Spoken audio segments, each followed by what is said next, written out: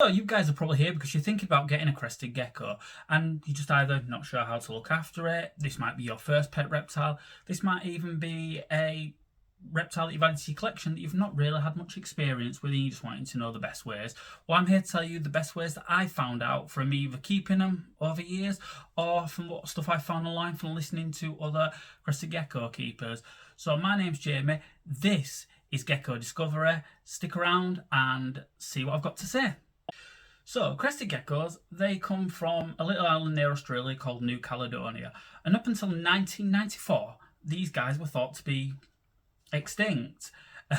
It was just kind of, they was looking on the wrong island and they just happened to look on a different island. I found them all like, oh, we thought you guys were dead. And that was not too long ago. Now for enclosure size. For enclosures for these guys, you can go with the small arboreal X-Terrors for when they're juveniles, or something like Zoomed, or here in the UK, Habitat. When the bigger, best really thing to do is put them in a 45 by 45 by 60 high-end terrarium, because obviously these guys are arboreal, which means they like to climb. They do absolutely fantastic, as do all animals, in bioactive enclosures. So if you want to do a bioactive, I'd highly suggest it. The enrichment for them is phenomenal for it. They absolutely love it. And honestly, watching them climb, watching the plants go, watching everything kind of grow inside it, it's brilliant and it's really nice to look at. These guys, they can be handled. I won't say they love it, but they tolerate it. One of mine, Geo, he comes out really to my hand. I'll put my hand out and he'll just kind of climb onto it. Look really adorable doing it. And obviously just make sure that when you're holding them, that especially if you're not used to it really, keep as low to the floor as you can, just to make sure that if they do jump off you and land on the floor, they're not going to be jumping from a massive height and doing much damage to themselves. Beware, they will jump. They do like to jump. After a while, you kind of get used to figuring out when they're going to jump, so you can kind of prepare for it. I've had one of mine literally just jump straight onto my face, and I was like, okay, and he just climbed on my head. Just got him off, in my handle, let him climb up my arm, things like that, and they're absolutely fine with it. Like I said, these guys don't really bite, but I'm not saying they won't. It is possible, but they're very highly unlikely to bite. Like, one of mine did bite me once, but it was my own fault. So I was feeding him and I was talking to somebody, so I had him in my hand and I had a bug in my hand. I don't always hand feed him, but I occasionally do, just because it's fun for people to watch. And he obviously spotted the bug, jumped off that hand, went into that hand, went for the bug, missed the bug completely and got my finger. And I'll be honest, it didn't really hurt. I just was more shocked. I was like, what happened there? Why did you do that? And I'm like, I have got a bug.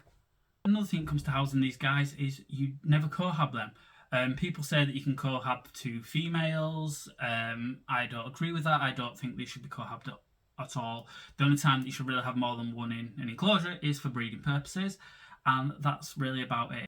Now, for the heating for these guys, they don't really need any external heating unless your room gets really cold that you keep them in. Then I'd probably suggest try to find another room for them anyway. But in general, as a rule of thumb, they can live in a room live at room temperature, and it settles absolutely great for them. They've got the thrive. From where they're from, it's not the hottest of climates neither, so for them living at room temperature is absolutely great. They don't need really anything above 27 degrees. So the ideal day temperature for these guys is 22 degrees to 27 degrees Celsius, not Fahrenheit. If you're looking at Fahrenheit, you are looking at 72 to 80 Fahrenheit. Like I said, anything above that, it will stress them out, and it could also kill them because it'll dehydrate them fast. So if you do see your crested gecko digging under substrate, it's probably too warm and you need to check your temperatures, which, well, you should be doing anyway. You should have a thermometer. I always say digital, the analog ones aren't the best, and also a hygrometer to check humidity, which I will get into in a minute. For a nighttime drop, they can go to 65 Fahrenheit. I thought I'd use that one first this time, which is round about 18 degrees. Anything lower than that, you'll need some sort of external heat source. I'd never suggest using red bulbs, anything like that, or heat mats, because they're not really the best. Ceramic heat emitters, deep heat emitters, they're probably the best option for you for that. And yeah, they'll be absolutely fine as long as your room doesn't get freezing. My reptile room, it never drops below 21 degrees at night. It's nice and insulated, so it's not, obviously for my guys, it's not really much of a worry. Now, as well as a thermometer and a hygrometer, one other good way to check the temperature from the enclosed, which is good to see if you've got a thermogradient, which means that it's cool end, hot end. So your hot end should be the top half of the enclosure for these guys. That should always be hotter, and the lower end should be always the cooler end. And a good way to check that is one of these heat guns. They're not that expensive. I think I got this off of Amazon for £15, so about $20. Now these guys, they do need a fairly high humidity. We say anything from 50% to 70% humidity. This can be achieved obviously in more than one way.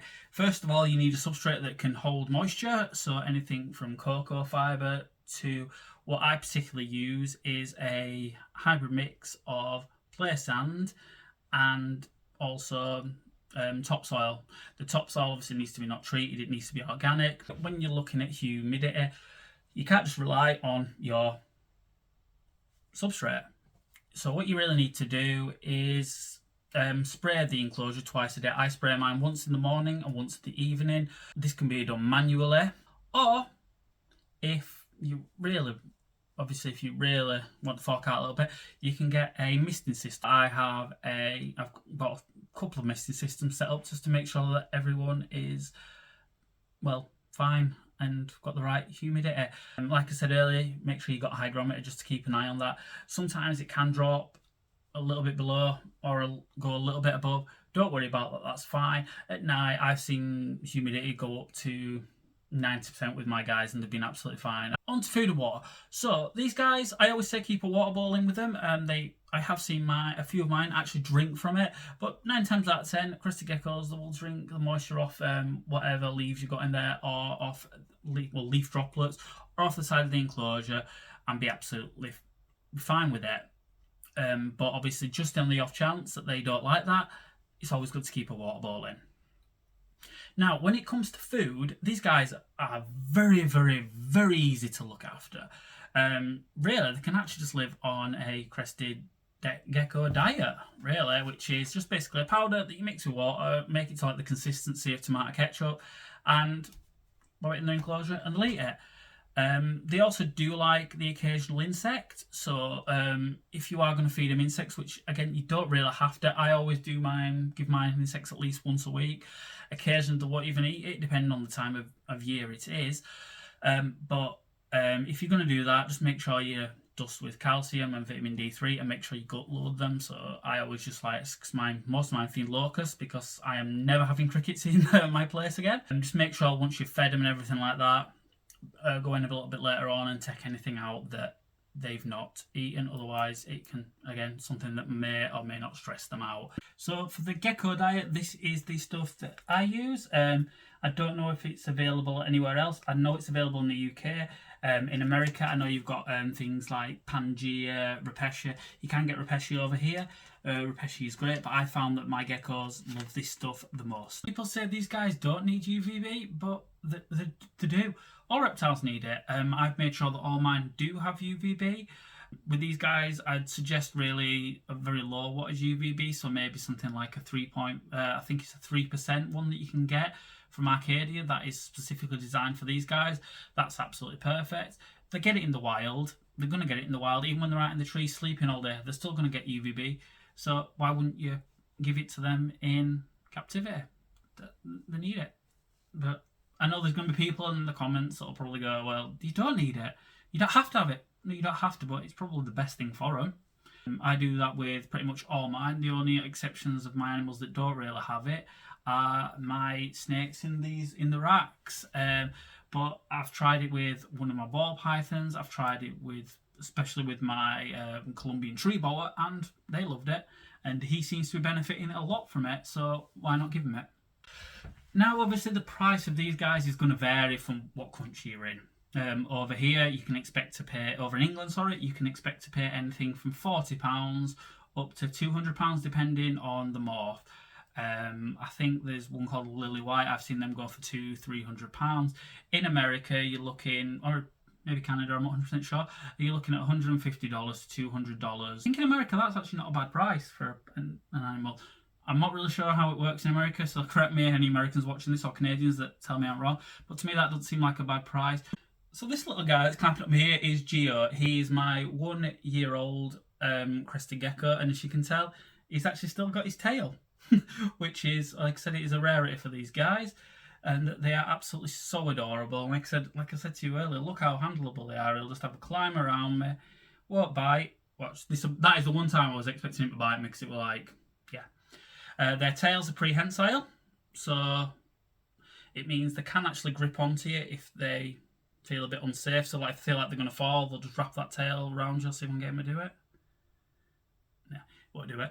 And they will, yeah, help grip. But I had other geckos that are a lot bigger than him, but not by a massive amount. He kind of, lengthwise, he probably won't get much longer now. He just kind of needs to beef out a little bit, really, and that's all he really needs to do now. But yeah, this is what you can really expect. One thing you will notice as well, that they have very, very cool feet. I don't know if I can actually get him to show you one on here.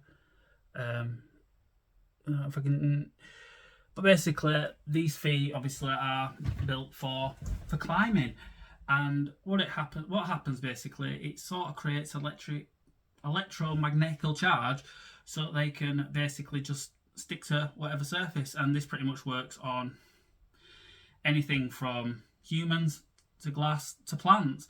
And yeah, it's phenomenal. I hope you've enjoyed this video. A like and a sub to the channel would be absolutely fantastic, and me and little Geo here would greatly appreciate it. There'll be more coming soon. If there's anything that you think I've missed, just leave a comment. I'm always obviously happy to learn new stuff myself that I might not have known. And also let me know what other videos, what other geckos you'd like to see a care guide for. So I've been Jamie. This beautiful Crested Gecko is Geo, and I hope to see you all again very, very soon.